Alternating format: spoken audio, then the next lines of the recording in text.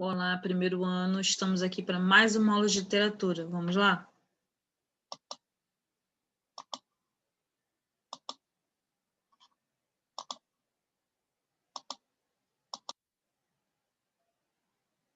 Vamos lá. Arcadismo, neoclassicismo e recordando o ritmo dos versos. Lembram? A metrificação, capítulo 15. Então, vamos lá. O que é esse arcadismo, né? Nós estamos numa nova escola literária, falamos do barroco, né? Todo aquele processo, agora o arcadismo, que é o neoclassicismo também, conhecido também como setecentismo. Setecentismo. Então vamos lá. Ouviu falar esse nome? Arcadismo, neoclassicismo, tá? Setecentismo, arcadismo ou neoclassicismo. 1768 a 1808 é a data estimada que esse movimento literário durou. O que foi o arcadismo, né? Ou o neoclassicismo, ou também o setecentismo? É um movimento que compreende a produção literária brasileira na segunda metade do século XVIII. O nome faz referência à Arcádia, região do sul da Grécia, que, por sua vez, foi nomeada em referência ao semideus Arcas, filho de Zeus e Calisto. Então, já sei que é uma produção literária, um movimento literário, tá? Que vai fazer referência à Arcádia. Que contexto histórico? Nós já conversamos várias vezes que a história anda lado a lado com a literatura. Revolução Francesa, século XVIII, né? Iluminismo, independência das colônias anglo-saxas, aristocratas versus burgueses, Inconfidência Mineira, aqui no Brasil, economia áurea, Inglaterra versus Portugal, criação das cidades, os tropeiros no sul e sudeste, imposição linguística, criação de academias e arcádias, era pombalina, impostos e religião. Características dessa escola literária. O bucolismo, o que é isso? Imitação da natureza. Carpe diem, fugerem urbem, inutilia truncat, aurea mediocritas, locus amenus. Nomes em latim, tá? Daqui a pouco nós vamos perceber o significado de alguns. Verdade, razão, simplicidade. Literatura pastoril, imitação dos clássicos, objetividade, criação de pseudônimos, né? Assinatura com outro nome, musa inspiradora, uso de sonetos, tudo a ver com a metrificação, idealização feminina, o amor galante, tematização épica. Que temáticas são utilizadas agora no arcadismo, no neoclassicismo? Realismo versus catolicismo, realismo não, perdão, volta, racionalismo versus catolicismo. Então, o homem e Deus. Instintos versus a moral, estética arcade versus temperamento, o romântico, ambientes e vocabulários fúnebres, sarcasmo, liberdade, tom confessional. Então, esse neoclassicismo, setecentismo, né, o arcadismo, retorna ao passado pela imitação dos modelos antigos greco-latinos, academicismo nos temas e nas técnicas, isto é, sujeição aos modelos e às regras ensinadas nas escolas ou academias de belas artes. Arte entendida como imitação da natureza. Então, agora o autor vai imitar a natureza. Ele quer voltar à natureza, tá? Num verdadeiro culto à teoria de Aristóteles. Últimas 2 décadas do século XVIII e nas 3 primeiras do XIX. Arcadismo, lembrem daquela palavra? Lembram que eu falei no latim? Carpe diem é uma das palavras mais utilizadas pelos autores aqui do arcadismo, do neoclassicismo. Aproveite o dia. Então, eles estão voltados à natureza. Vamos aproveitar o dia. Postura comum no arcadismo, que consiste em aproveitar ao máximo o momento presente. Fugere urbem, fugir da cidade. Influenciados pela teoria do bom selvagem, de Rousseau, os árcades voltaram-se para a natureza, vista como lugar de perfeição, lugar no qual poderiam levar uma vida simples, bucólica e pastoril. Rousseau é um dos pensadores, escritores, né, francês, que vai estar influenciando os nossos autores. Outra coisa é que eles querem voltar a ter uma vida simples, bem diferente lá do barroco, e voltar à natureza, ao campo, tá? Características do arcadismo: volta ao clássico, valorização da vida no campo, bucolismo, querem viver em paz, aproveitar o dia na paz. Pastoralismo, fugir da cidade, além do carpe diem, né? Fugere urbem. Carpe diem, né? Aproveitar o momento, o dia. Inutilia truncate, cortar o inútil. Locus amoenos, lugar agradável. Áurea mediocritas, mediocridade áurea. Então, são uma das características que eu vou estar cobrando de vocês lá na próxima avaliação, ou próxima sondagem. Daqui a pouco eu vou colocar tudo isso lá na plataforma para vocês. Principais autores árcades, tanto os brasileiros quanto os portugueses. Ó, brasileiros: Cláudio Manuel da Costa, Tomás Antônio Gonzaga, Alvarenga Peixoto, Basílio da Gama, Santa Rita Durão. Portugueses: Cruz e Souza, Correia Garção, Reis Quita, Nicolau Tolentino, Filinto Elísio e Bocage. Bocage vocês vão ouvir falar muito nele.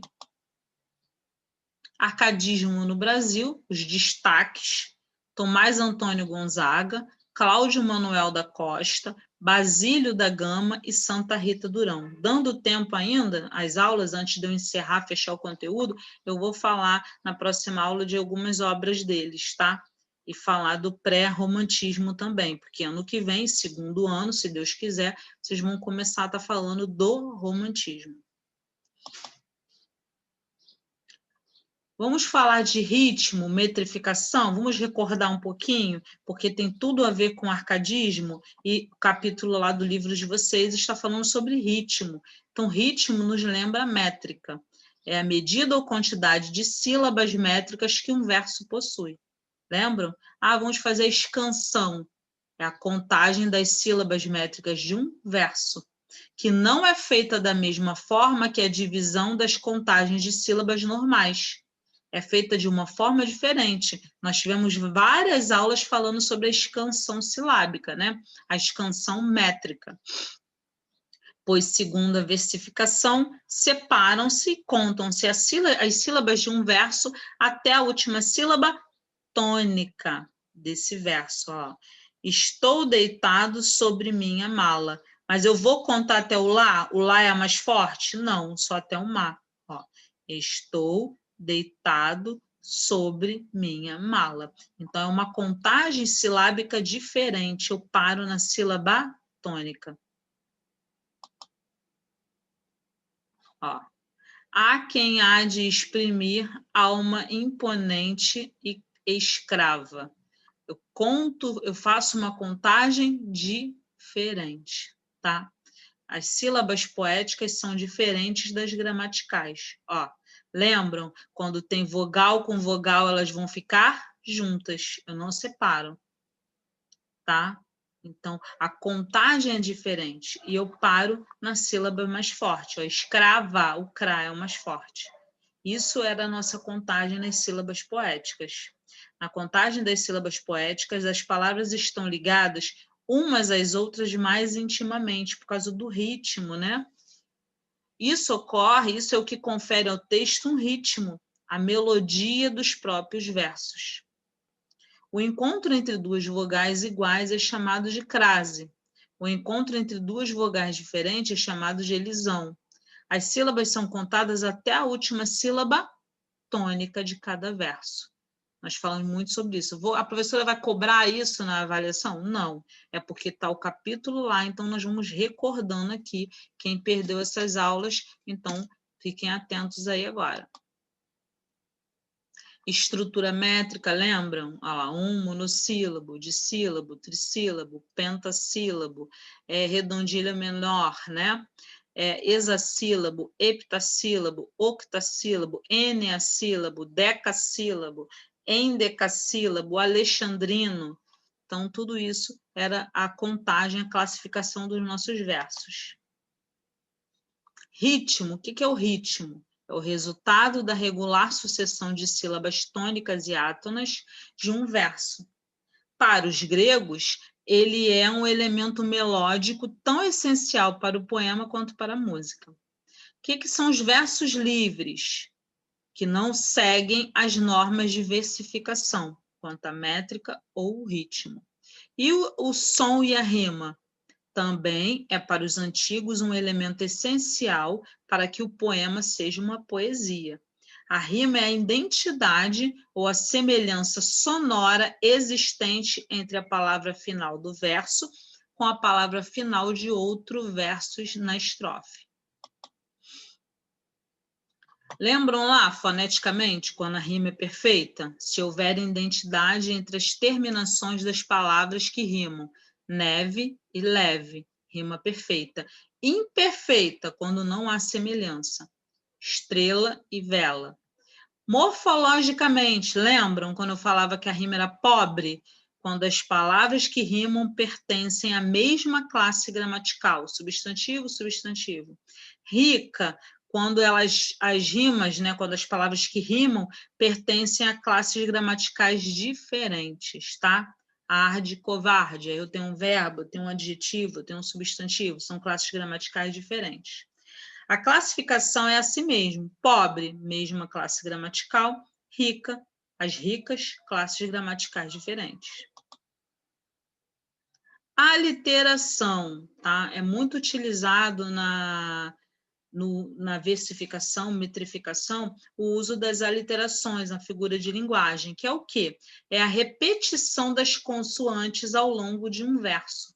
Então, quando eu falo que tem uma aliteração, é a repetição de uma mesma consoante, de um mesmo fonema consonântico, tá? De uma forma expressiva para dar o quê? O som, o ritmo, né?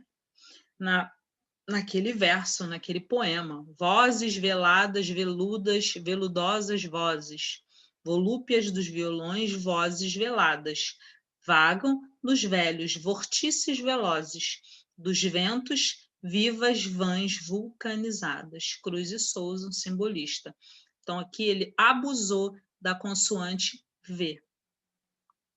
Auriverde pendão de minha terra, que a brisa do Brasil beija e balança, que já foi o B, Castro Alves. Então, falou em aliteração, a repetição de uma consoante no mesmo verso. E a assonância é a repetição das vogais ao longo de um verso, para criar aquele ritmo, né? Sou Ana da cama, da cana, fulana bacana, sou Ana de Amsterdã, Chico Buarque. Na música também, porque o músico também é um poeta. Aquele abusou da vogal do A. Sou mulato nato no sentido lato, mulato democrático do litoral. Aqui é o O, para dar todo o ritmo. Então, a assonância é a repetição de vogais, iguais ao longo de um verso. Repetição de palavras. Nunca repita palavras no seu texto. Quem, durante sua vida estudantil, nunca ouviu essa recomendação para escrever um bom texto? Mas será que a repetição de palavras é um recurso sempre condenável?